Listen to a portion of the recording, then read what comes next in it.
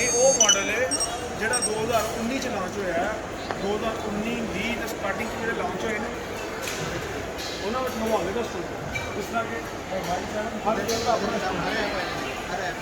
ਕਿੰਨੇ ਸਰ ਜੋ wanted application ਨਹੀਂ बैंक एप्लीकेशन वही ना मैच ਮਸਲਾ ਹੈ ਜੀ।